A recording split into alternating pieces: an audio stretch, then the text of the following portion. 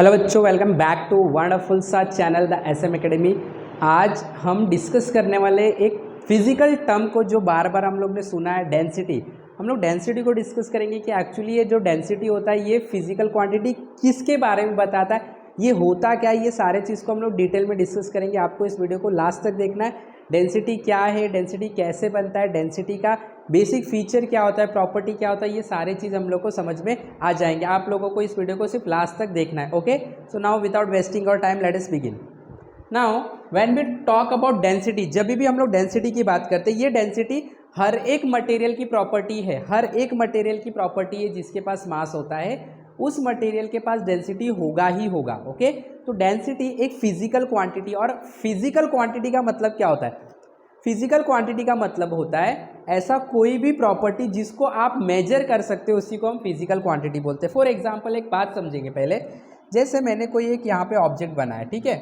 अब आप इस ऑब्जेक्ट के एक प्रॉपर्टी को मेजर कर सकते हैं कि इसका लेंथ कितना है, राइट। आप मेजर कर सकते हैं इसका साइज़ जो है वो क्या है। तो आप जब इसके साइज़ को मेजर करोगे तो इसका जो साइज़ होगा, जो भी होगा, लेट से हम लोग बोल देते हैं यहाँ पे कि इसका जो साइज़ है वो है 5 सेंटीमीटर। तो हम इस प्रॉपर्टी को क्या बोल देंगे? लेंथ बोल देंगे। तो फिजिकल प्रॉपर्टी इसी को कहा जाता है।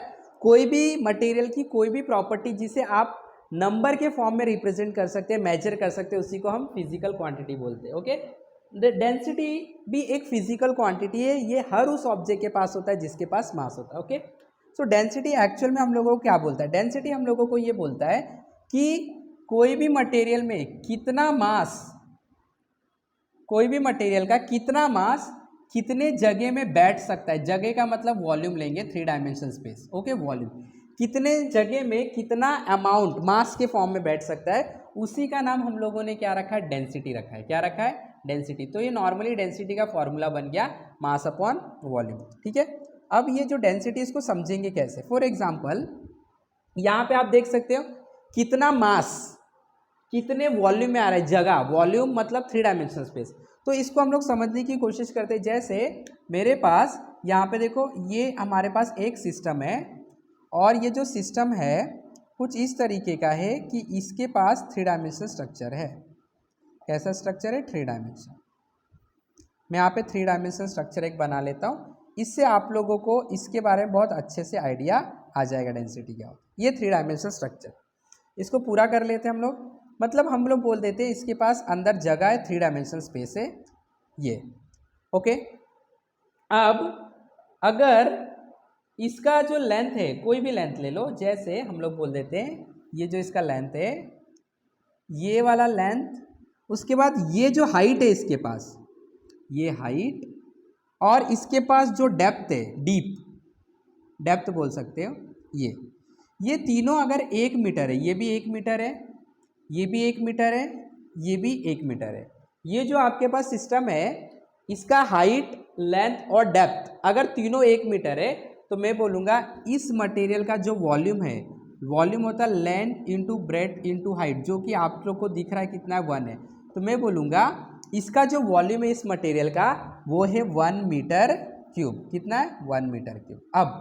अब आप लोगों को 1 मीटर क्यूब वॉल्यूम के बारे में पता चल गया, राइट।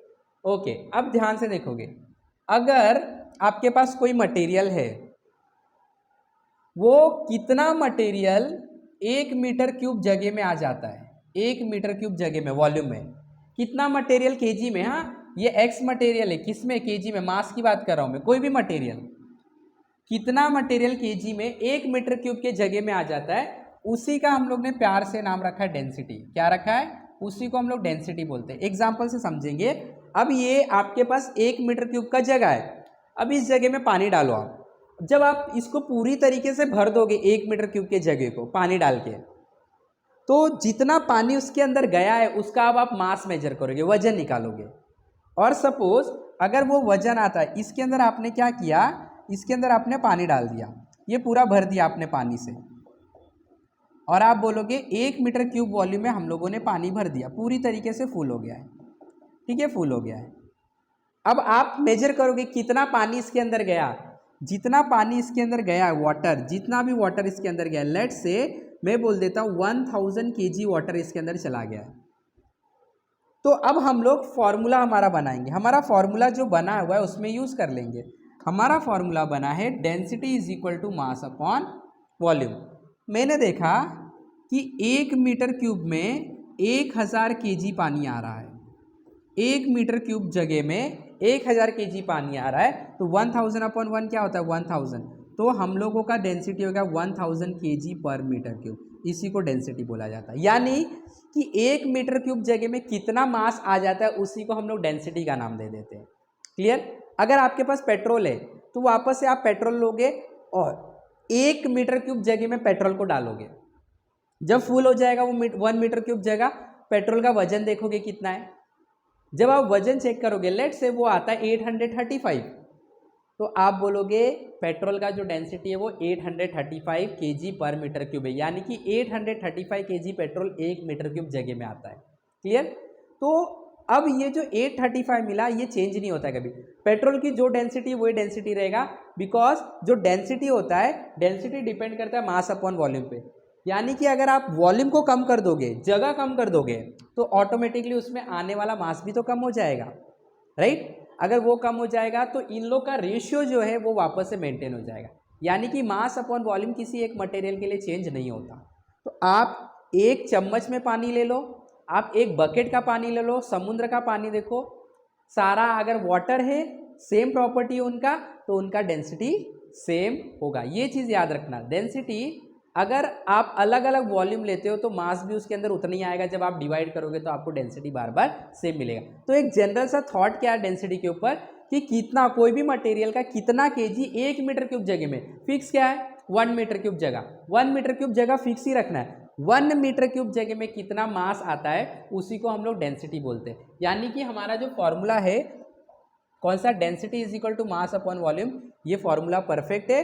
और ये फॉर्मूले से हम लोग डेंसिटी का जो डेफिनेशन बनाएंगे, हम लोग बनाएंगे density is defined as, density is defined as mass per unit volume.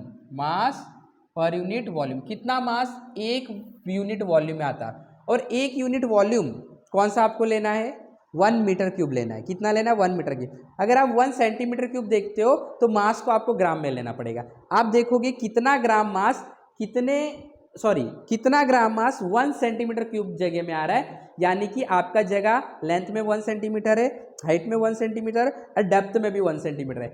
ऐसे जगह को आप बोलोगे इसके पास वॉल्यूम है 1 सेंटीमीटर क्यूब।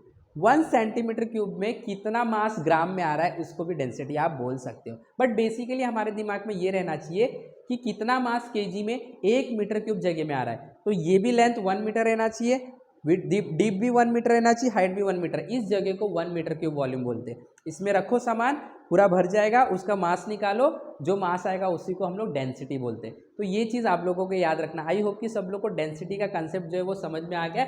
याद रखना है डेंसिटी का जो फॉर्मूला होगा वो क्या होगा, मास अपॉन वॉल्यूम। क्या होगा, मास अपॉन वॉल्यूम। और इसका जो यूनिट होगा SI यूनिट, वो क्या होगा, ये क्या मास से बना ना, मास का SI यूनिट क्या होता है केजी होता है, वॉल्यूम का क्या होता है मीटर क्यूब। तो केजी पर मीटर क्यूब, इसको आप ऐसे भी लिख सकते हो, kg per metre cube is the SI unit of density. ये डेंसिटी का क्या है SI यूनिट है। ये सब आप लोगों को पता रहना चाहिए। Clear, very important concept. ये आपका डेफिनेशन है, ये फॉर्मूला है, और ये इसका क्या हो जाएगा SI यूनिट हो जाएगा। क्लियर, ये इंपॉर्टेंट चीज़ आपको समझ में आनी चाहिए। अगर वीडियो पसंद आया, आपको समझ में आया तो वीडियो को लाइक कर देना है, शेयर कर देना है, चैनल पे ना हो तो सब्सक्राइब भी करना है। हमारे साथ इसी तरीके से जुड़े रहे, सीखते रहे नए नए फिजिक्स के कंसेप्ट को। Have wonderful learning, have wonderful day. Thank you very much.